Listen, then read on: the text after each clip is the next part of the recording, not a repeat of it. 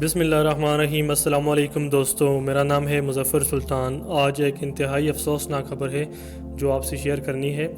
آج لاہور میں معروف اداکار، کمپیرر، ادیب اور شاعر طارق عزیز حرکت قلب بند ہونے سے انتقال کر گئے ہیں، اور ان کے بیٹوں نے ان کی اس خبر کی تصدیق کر دی تھی۔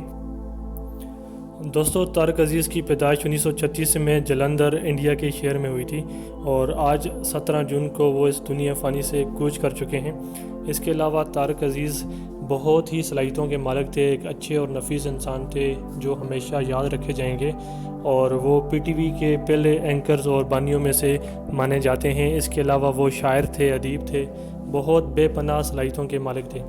اس کے بعد آپ کو میں طارق عزیز کے حوالے سے تھوڑا سا مزید انٹروڈکشن دوں گا۔ طارق عزیز نے ریڈیو پاکستان سے لاہور سے اپنی پیشہ ورانہ زندگی کا آغاز کیا۔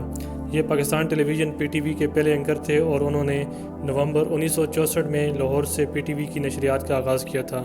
بعد ازاں 1975 میں شروع ہونے والے پروگرام نیلام گھر نے طارق عزیز کو شہرت کی بلندیوں پر پہنچایا تھا۔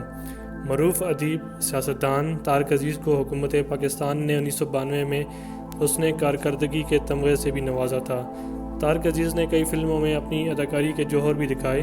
1997 سے لے کر 1999 تک سابق رکن قومی اسمبلی بھی رہے تھے۔